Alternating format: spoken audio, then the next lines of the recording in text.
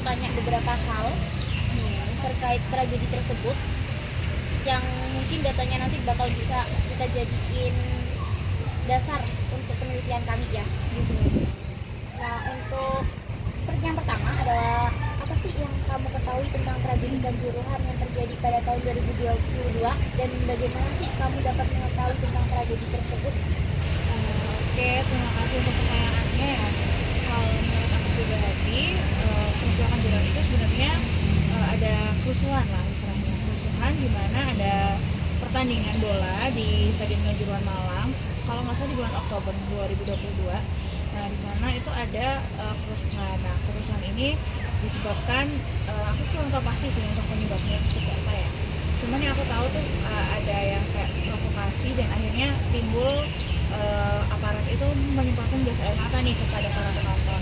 Yang mana penonton itu pastinya ada kepanikan sendiri ya. Dan kemudian mereka tuh istilahnya untuk jalan keluarnya itu kan ada pintu keluar, tapi pintu keluar itu sepertinya tidak dibuka gitu loh. Jadi ada penumpukan penonton di pintu keluar yang mana itu menyebabkan ada beberapa korban jiwa juga gitu sih. Karena kalau untuk tahunya dari mana, aku tahunya sih dari internet dan juga mungkin dari beberapa, karena waktu itu aku masih SMA juga, itu dari beberapa guru juga sempat nyinggung masalah itu sih. Oke, untuk pertanyaan selanjutnya itu apa sih pendapat kamu nih mengenai penyebab utama terjadinya tragedi Kanjuruhan itu? Sebenarnya kita nggak bisa secara subjektif langsung kayak bilang kalau penyebabnya itu ini, penyebabnya itu disebabkan oleh siapa kita. Itu sebenarnya adalah dari segala pihak sih menurut aku ya. Yang pertama pastinya dari pihak penyelenggara, itu pastinya dari standar keamanan, kemudian bagaimana nanti jalur evakuasi dan lain sebagainya itu menurut aku kurang diperhatikan dan kurang masifkan lagi gitu loh kepada para penonton. Dan juga mungkin bisa juga disebabkan dengan adanya tindakan-tindakan yang berlebihan lah dari aparatur negara itu tadi, misalnya dari polisi dan lain sebagainya, yang mana dengan adanya tindakan-tindakan itu jadi para penonton itu panik, yang tadi saya udah jelaskan ya, panik dan akhirnya menumpuk di pintu keluar kayak gitu sih menurut aku. Next ya. Pertanyaan selanjutnya itu bagaimana sih menurut kamu respon aparat keamanan dan pihak terkait dalam menangani tragedi tersebut? Oke, ini juga sempat masuk ke dalam materi perkuliahan aku juga. Sebenarnya ini salah satu fenomena namanya no viral no justice, yang mana sebelum adanya, misalnya sebelum rame itu emang kayak aparatur sipil negara ya udah kayak ya udah nggak yang begitu signifikan lah untuk membahas hal ini ya.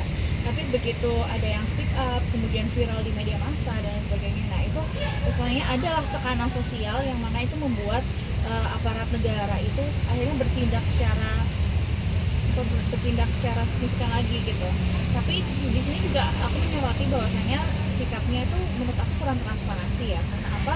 Karena sekarang aja kita nggak tahu ya kelanjutan kasusnya itu seperti apa gitu. Jadi setelah viral, kemudian ada tindakan-tindakan ini itu, kemudian beritanya mulai surut, ya udah gitu. Jadi kayak nggak ada keberlanjutan yang masif lagi sih gitu sih menurut aku. Oke. Nah, menurut kamu nih apa sih dampak tragedi Kanjuruhan baik secara sosial maupun hukumnya? Mungkin dari sosial dulu ya. Kalau dari sosial pastinya ada rasa trauma mungkin dari nggak hanya bagi keluarga korban, tapi juga mungkin dari para penonton bola yang emang suka banget buat langsung tribun, langsung nonton di stadion atau lain sebagainya gitu. Kemudian juga pastinya ada rasa hilangnya kepercayaan dari publik terkait aparat negara itu tadi. Kemudian juga terkait kayak apa nonton bola itu bisa sampai kayak gini. Jadi itu timbul kayak memunculkan pro kontra juga, kemudian memunculkan ketidakpercayaan lagi dan lain sebagainya. Kemudian kalau dari segi hukum sendiri dampaknya itu sepertinya berarti ada kayak apa ya, kurang berkesinambungan gitu antara regulasi yang telah ada sama pelaksanaannya. Jadi secara normatif sudah diundangkan atau sudah diatur, tapi secara empirisnya tidak dilaksanakan secara apa yang sudah ditetapkan itu tadi sih. Jadi kayak ada ketimpangan lah antara peraturan dan pelaksanaannya juga. Nah, selanjutnya tuh bagaimana sih persepsi kamu nih terhadap proses hukum yang sedang atau telah berjalan terkait kasus tragedi ini? udah aku jawab di pertanyaan sebelumnya, bahwasanya kayak sekarang itu menurut aku lebih kayak stagnan sih, kayak kita nggak tahu arahnya kemana, atau berita juga udah nggak yang meliput secara fokus ke situ aja gitu ya. Jadi kayak menurut aku mereka tuh bakalan bertindak itu ya ketika adanya berita-berita, kemudian ada tekanan sosial dari masyarakat juga gitu sih.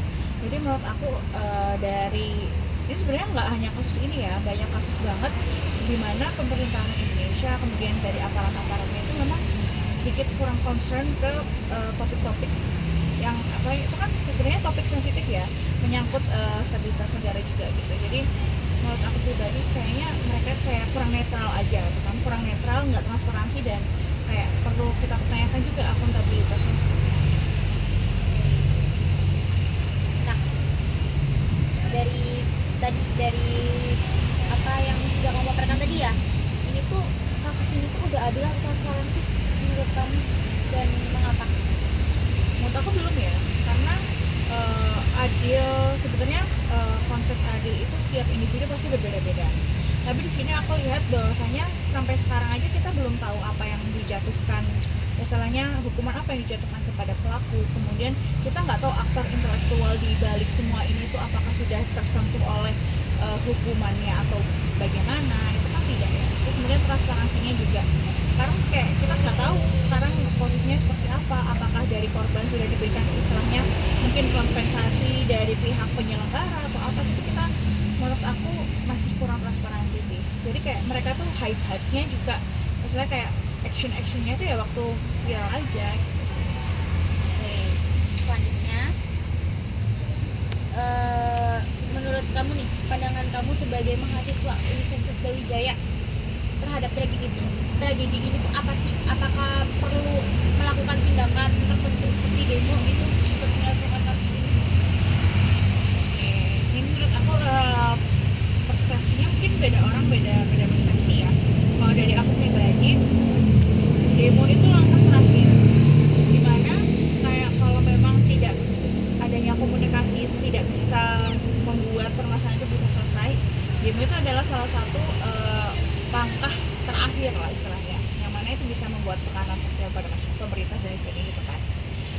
Menurut aku yang perlu dilakukan itu kita juga nggak tahu berita yang sebenarnya benar itu kayak apa gitu kan. Jadi sebagai mahasiswa khususnya, menurut aku kita harus pintar-pintar menelaah dulu isu ini tuh yang kebenarannya seperti apa sih, isu ini berkembangnya seperti apa sih gitu. Jadi nggak yang buru-buru terprovokasi untuk kita harus demo gini, menurut aku nggak. Tapi kita harus kayak benar-benar identifikasi dulu gimana kasus ini berjalan, terus apa sih yang kita demokan itu apa, kayak gitu sih.